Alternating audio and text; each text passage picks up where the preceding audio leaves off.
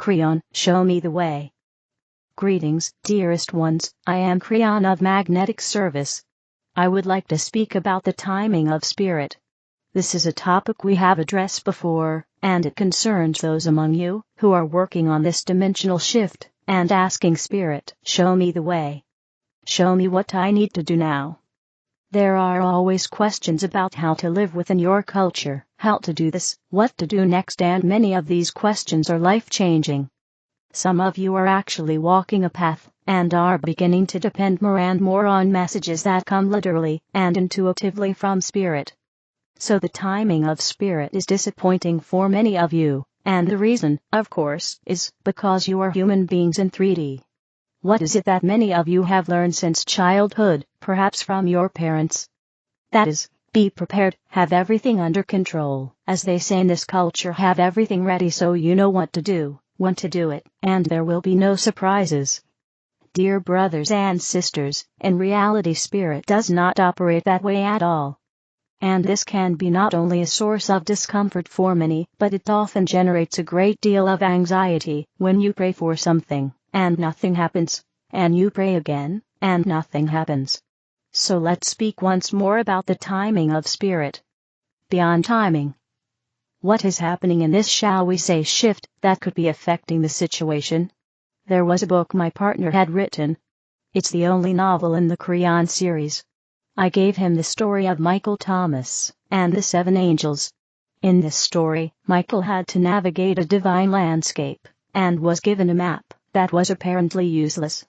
And on that particular journey through this landscape, in this spiritual context, where he encountered angels, he had to move between the houses where the angels lived, and he had to use the map to do so. Fortunately for him, there were few choices to make. A road that often forked, and when it did, he had to know whether to turn left or right. Now, all of these things in the book are metaphors for life. Everything in that particular book, that novel, represented the hero's journey, and the way that hero, Michael Thomas, made decisions about which path to take. That was one aspect. So let's review it so you understand the concept. Michael Thomas was traveling, and realized that perhaps the road was not safe. On several occasions he understood that something was chasing him. This is a metaphor for your life, because often what chases you is your financial situation, or your family situation, or something that isn't right, and causes you the anxiety of wondering, I need to change something. What should I do, left or right? Michael Thomas also found himself in the exact same situation. He was given a map. When he opened it, unrolled it, and looked at it, he noticed it contained very little. There was only an arrow indicating his location, and a sign that said you are here. That was all the map showed. Michael Thomas thought, this is some kind of spiritual map, useless in 3-dimensional reality, and so he discarded it, saying, what good is a map that only shows where you are? I can see that just by looking around. I don't need this map. Then he discovered he was actually being chased by something, and the matter took on greater importance. So he thought, what if this spiritual map changes and tells me more, since I was going a bit faster on that road, because I was aware that something was signaling me, chasing me in a way that made me uncomfortable. And so, from time to time, he would pull out that map and look at it again, and to his great disappointment, it still only said, you are here. What changed was the fact that Michael Thomas kept looking at it, and the fact that he found himself at a fork in the road. That thing that was chasing him on that particular stretch of his journey was getting closer. Now he could see it. It was picking up speed. He arrived right at the fork. He had to make a decision. At that moment his life was in danger. If he took the right road, he knew he would have a way to take shelter and be safe. If he took the other road, he knew that would not be the case. And in that story, in that book, when he arrived at the fork, he pulled out his map and looked at it, and the map clearly said, turn left, or turn right. It was very clear. It didn't say you would stay there. The information was concise. It was very 3-dimensional. He made the decision and immediately entered another angel's house. It was right around the corner. It was the best decision. It was the only possible decision. He couldn't see it from the fork, but he had found it on the map. This is the parable you could use to explain how things work when you're dealing with spirit. So, once again, I would like to briefly remind you of the process. It truly is a process. The word process might mean system, perhaps the way things work, perhaps a pattern, but it's the way it works, and I would like to explain it to you once more. And as I do so, at this moment, when Spirit steps in, I want to show you the love that lies behind this process for you. Suppose you need to know something very important. In my partner's culture, it might be about having to move and wanting to know which path to take. Perhaps the rent is no longer sustainable, perhaps the place you're living in is about to close, but you still have to move and you don't know which direction to take, and you have several options. So you say to Spirit, I have 3 possibilities, maybe 4. I'm not sure which one to choose. I have one option that seems good, but it doesn't quite convince me. There's another that doesn't seem as suitable. And then there's yet another. You might not like any of these options, and so you're telling Spirit, help me figure out what to do. This is perhaps the best request you could ever make. Let's pause for a moment. How many of you have already decided in advance what is right for you? And so you would pray differently depending on the situation.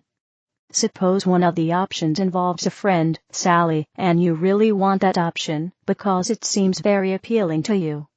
Your prayer might be, Dear Holy Spirit, let me get that option called Sally, and that's how you pray.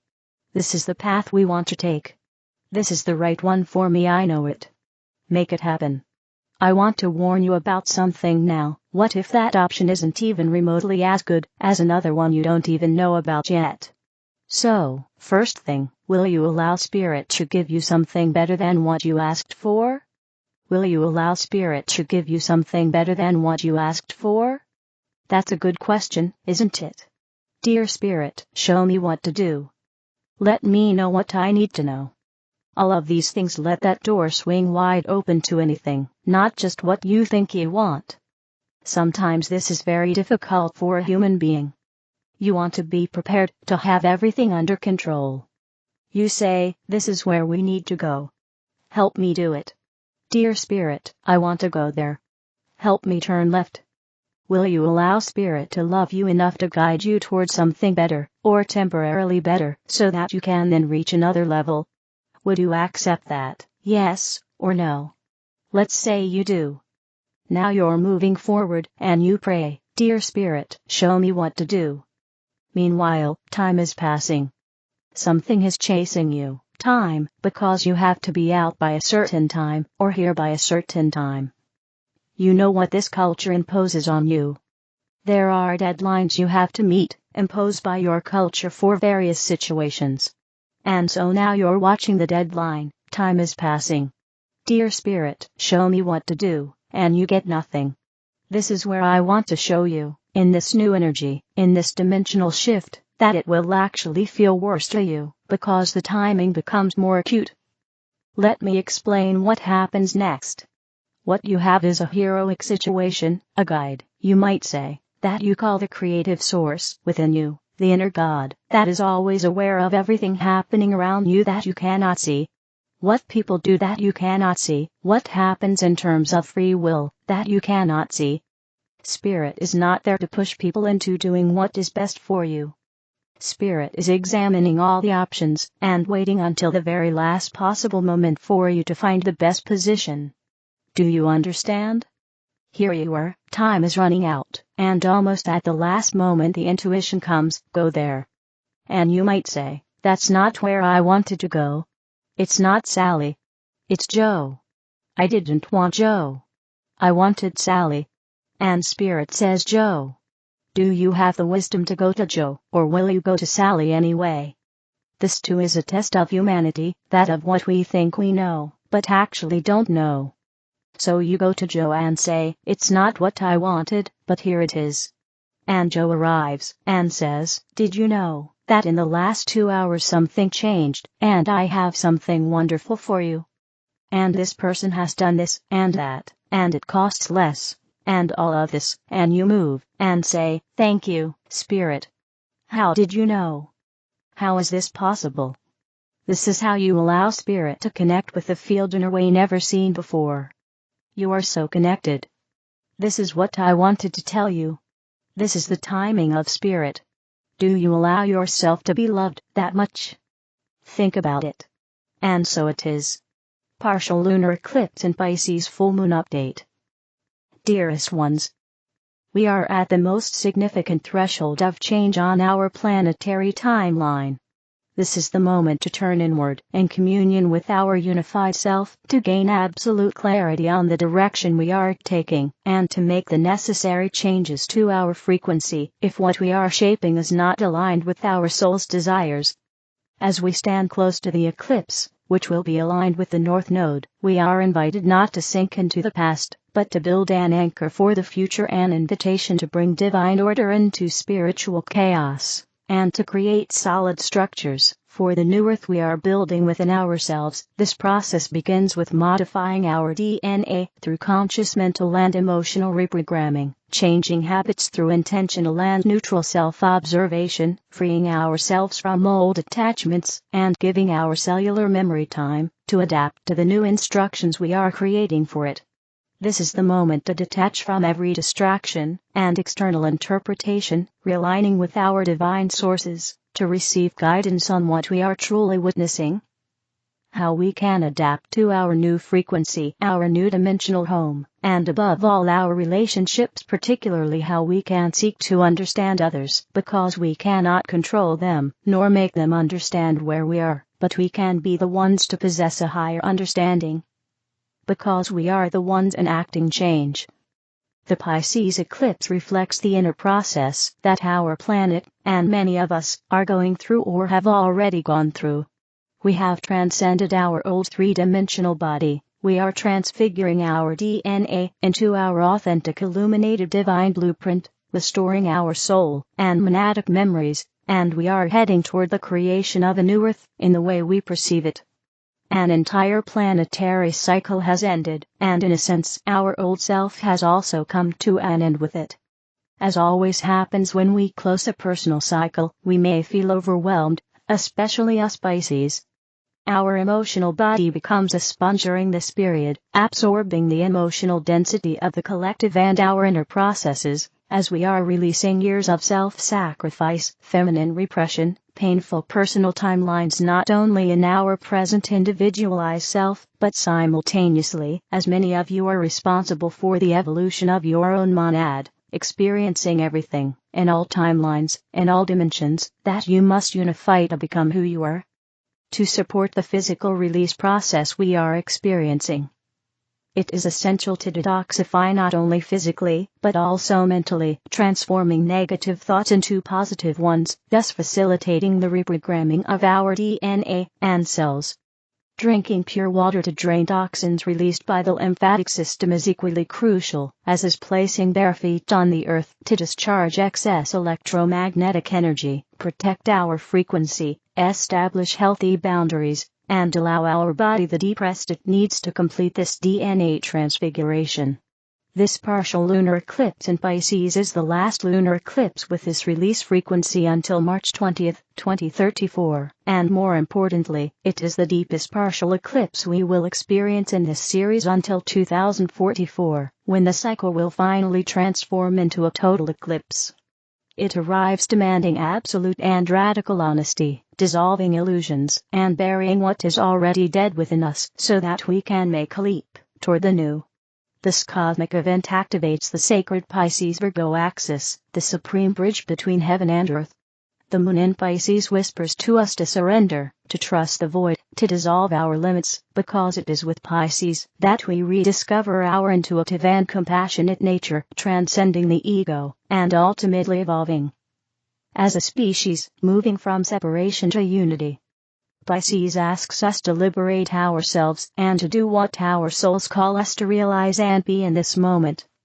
While the Sun in Virgo invites us to discern and ground ourselves before taking further action, filtering everything through our guidance. As a collective, our mission now is to navigate the vast and formless waters of Pisces, without drowning in everything we are letting go of and observing, Especially with Neptune retrograde amplifying confusion, we must pass every emotion through the analytical lens of Virgo, being fully aware of the shadow self, which is the ego disguised as false kindness, spiritual martyrdom, or toxic people-pleasing, since we are now energetically and emotionally free beings without false attachments, something Pisces has taught us all these years. Pisces also teaches us that the transition from self-denial to true compassion requires solid yet healthy emotional boundaries. In this passage, the moon tightly embraces Fomalhaut, the alpha star of the southern fish and one of the four royal stars of ancient Persia, the guardians of the sky, shining brightly. This royal star serves as the mouth of the fish. As one of the divine guardians of the sky, Fomalhaut bestows the celestial gift of cosmic creation, supreme artistic genius, and multi-dimensional vision to see far beyond the veil of physical reality. The immense power of this star can only be sustained if channeled through absolute love, sacred truth, and divine unity, activating our ability to manifest heaven on earth, something many of us are already doing, creating the foundations of a new earth within and outside our planet. At an ascension level, this alignment triggers a powerful cellular reconfiguration, in which you may perceive a profound energetic shift in the throat chakra, mouth, and thymus. This is a deep empowerment of your true soul expression, your voice, eliminating old blocks, allowing you to speak your truth, descend, and share divine wisdom, and access your sovereign power, activating your blue center, and, with it, your connection to your simultaneous soul and monadic self. Within this eclipse is contained a fascinating mathematical pattern, as the event occurs exactly at 4 degrees and 50 minutes of Pisces, in a 10 square with Uranus, the planet that governs the number 4 in numerology. This also reminds us of the basket configuration, and its number 4, as 4 is the number of solid pillars needed to create anything we wish to shape. While Pisces represents the infinite, chaotic, formless ocean, the number 4 brings structure, foundations, and the divine order that underlies everything. The moon also forms an exact conjunction with Neptune, Pisces' ruling planet, removing all illusions so that we can see the patterns we need to eliminate, transcend, and release, in order to regain full control over our lives and our energetic field. On the other hand, Saturn retrograde walks beside the moon, inviting us to mature divine action, as an anchor of a new earth, reminding us that our divine capabilities must manifest through responsibility and concrete action on earth. The sun and moon also form a sharp square with Jupiter and Gemini, the spiritual ruling planet of this eclipse. Jupiter acts as a divine messenger, warning us not to over-intellectualize our ascension process, because ascension is about simplicity, letting go of veils that hide truth, and above all, inner work to transform old thoughts and habits. It's not about treating about it, but feeling it within and acting with consistency and integrity. Toward ourselves and everything around us, we must feel every emotion to transfigure it. Only then can we expand as Jupiter invites us, because we no longer carry the weight of the past on our shoulders. This eclipse is also connected to the North Node of Destiny, inviting us to move forward as we also release what we no longer are, setting aside all remaining emotional attachments to who we were, because we also become attached to our old selves and their extensions, and to our relationships, and begin moving toward the new. Toward what now nourishes our souls and benefits us and all, because when we remain stagnant in our lives, relationships, habits, etc., we also in a sense prevent others from moving forward, creating an energetic cycle and a cocoon in which we all repeat the same situations, hurting ourselves and others through our resistance to letting go. To support this imposing transition, the universe grants us a magnificent grand water trine involving Mars in Cancer and Venus in Scorpio, creating a healing window for deep ancestral healing, helping us eliminate cellular trauma and purify our emotional body. Simultaneously, a sacred Chi configuration, formed by a harmonious sextile between Uranus and Pluto, ensures that the collapse of old Earth timelines occurs with fluidity and grace for those anchored in the new illuminated timelines. This is the end of our journey between two worlds. As we gently detach from the old Earth, abandoning every habit, thought, and emotional attachment connected to it, we become free energetic beings, transfiguring our main three-dimensional bodies into illuminated bodies, merging with our new evolved body of light, and becoming not only the sowers of the new earth, but also the new inhabitants of the new earth, since an aspect of us already exists in this new harmonic and loving timeline. Every thought, feeling, and action contributes to securing our new illuminated timeline. May you think, feel, and act with benevolence, respect, and impeccably toward yourself and everyone, dearest ones. I wish you a wonderful and miraculous eclipse passage. With an infinite love. Natalia, Alba. The elders, why are you here? Do you wonder why you are here? Do you question those things you cannot truly know? Because how can you know, if there is no one to tell you? So we ask you, do you ever find yourself at a crossroads in life, and question the meaning of your existence? Is there a meaning? Or is that understanding too deep to be grasped? Perhaps you should know, but you don't know how to access the information from a reliable source. It was once known, but now it's not. Do you realize there are many questions you could ask yourself, but we wonder if you have ever asked any of those deeper, more meaningful questions in the course of your day? Would it be worth knowing something that is a strategic matter and deserves to be discovered, even if you don't believe it? Are you here by chance? You see, you have been here for quite some time, longer than you can imagine. You have become accustomed to your surroundings. You don't ask, because the mind is not interested in what you might discover there, as it could disrupt the control it has maintained in this and other lives. You see, the mind is not your friend in these moments. In these moments of desire, and seeking greater understanding of what you might now comprehend, you ask for more. You have been on an adventure that has turned into something different. You have been diverted onto a significant path, but you don't see it, because how could you, if you don't question every single thing that comes your way? Do you not see the resistance to knowing something more that has kept you steady, and brought you back here life after life? Do you feel the need for something new to enter your framework of understanding? It is the necessity for new things to exist in your future days here, otherwise these lives will continue to repeat and occur in an endless manner, with no way out or known possibility of advancement. # change your future. Change is in the air. Everything is a choice. Change is about you and is always a wonderful preference to choose. It is that many do not want change, because they cannot know its consequences. It is that today you must want more than yesterday. It is that you must consider more than you have considered before. Do you recognize that you are on the threshold of discovery? But not knowing this, whom to trust, or where to look, what do you do? Can we suggest that you have found what you were looking for? Can we suggest that this is it? Can we suggest that you don't need to wonder about this understanding? Because it is firmly anchored in the foundations of reality? It is not a product of mental conjecture or reasoning that you might question, as before. It is solid and unchanging. It is valid and true. Night adventures. Apart from a few remembered dreams, our nightly naps seem to be one great twilight of consciousness, where practically nothing happens. Nothing could be further from the truth. Every time we wake from sleep, a veil of oblivion is drawn over our consciousness. What actually happens at night is in fact more vivid, more alive, and more real than anything that happens during the day in the physical world. At night, we travel in a world more subtle than the physical one. Human consciousness possesses many bodies, or sheaths of consciousness, each functioning at a different level of awareness. The denser bodies used by every human being are the physical body, its etheric energetic counterpart, and the astral or spiritual body.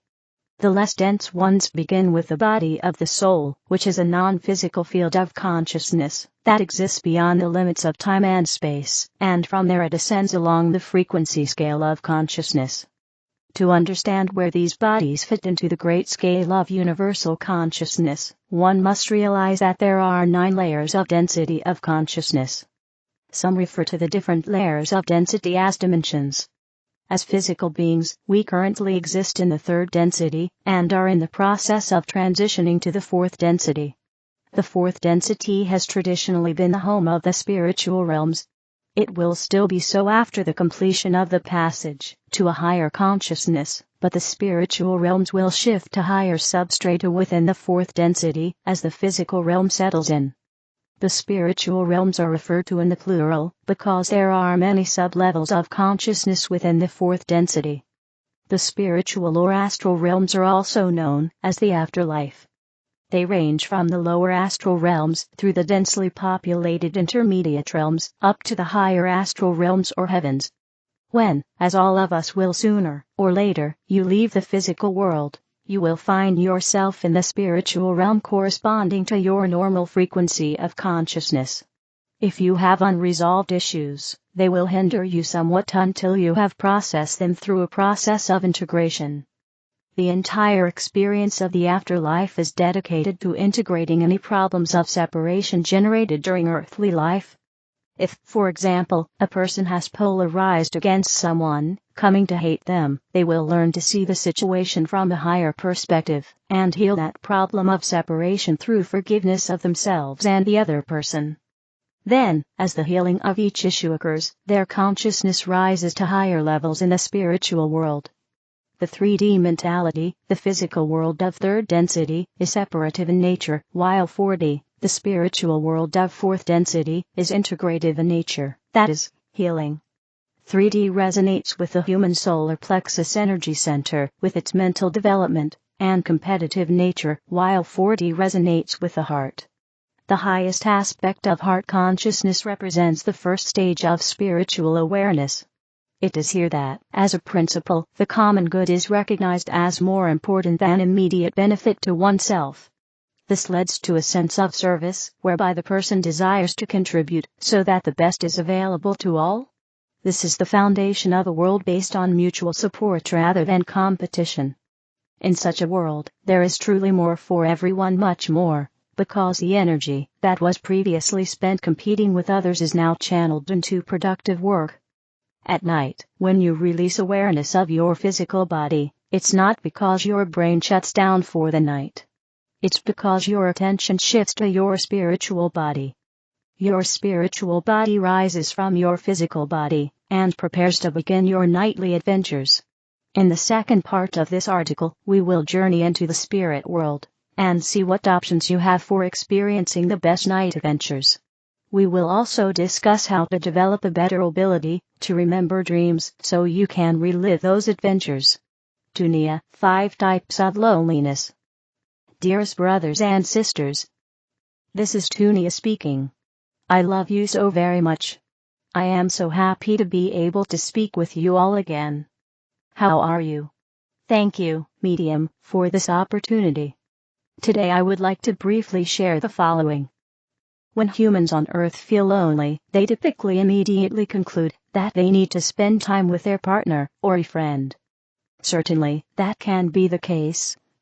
However, you might find that even after doing so, you still feel lonely. This is because there are actually 5 different types of loneliness, and understanding them can help you better meet your needs. Friendship loneliness. In this case, you simply miss going out with friends or a partner, having a drink together, spending time together, and maybe sharing hobbies. You can, but don't necessarily need to, have intimate conversations to ease this longing. Intimacy loneliness. In this case, spending informal time with a partner or friends doesn't satisfy you. You need to feel seen, appreciated, and loved.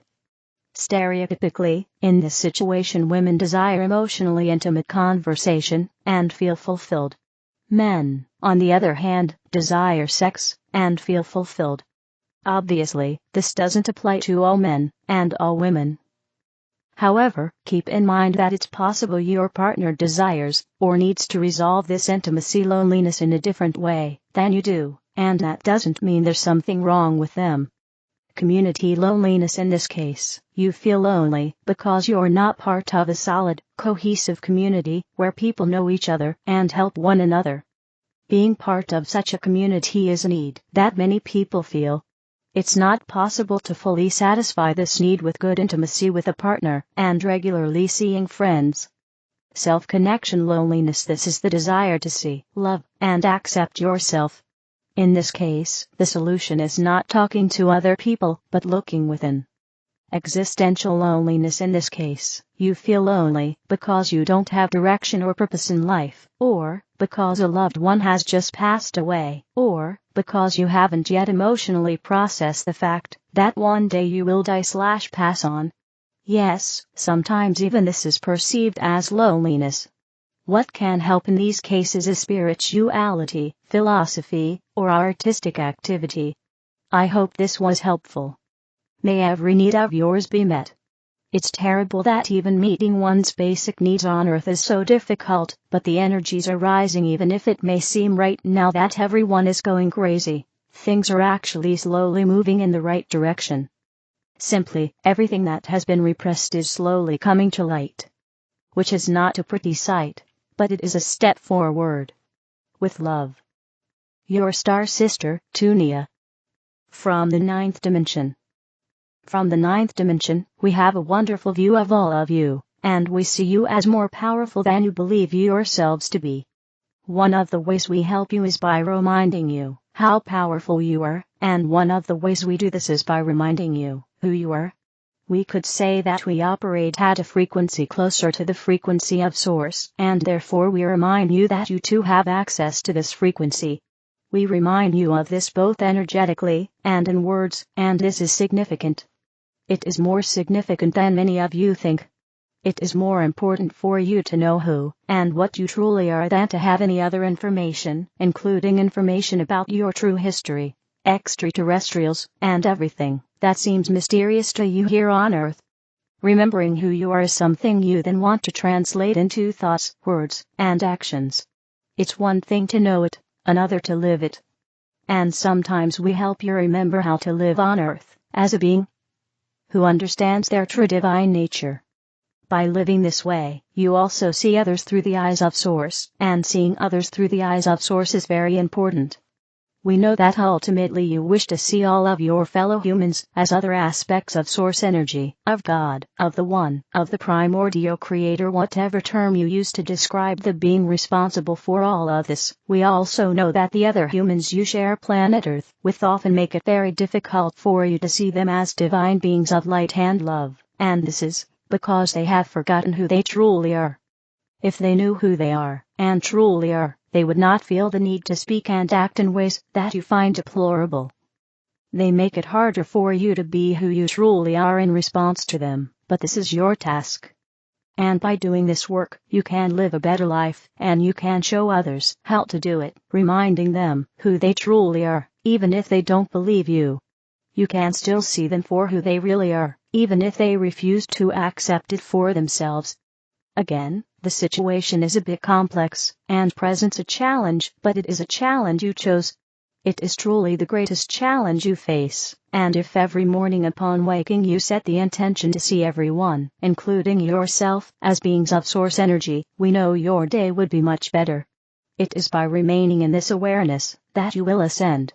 It is by remaining in this awareness that you will obtain the keys to the kingdom, and everything you desire within it. You will stand out. People will notice, because not many do this. But as far as we're concerned, this is the very definition of spiritual awakening in action. We are the Arcturian Council, and we have enjoyed connecting with you. The Arcturian Council 90, being awake in action, from the Arcturian perspective. We are the Arcturian Council, and we have enjoyed connecting with you.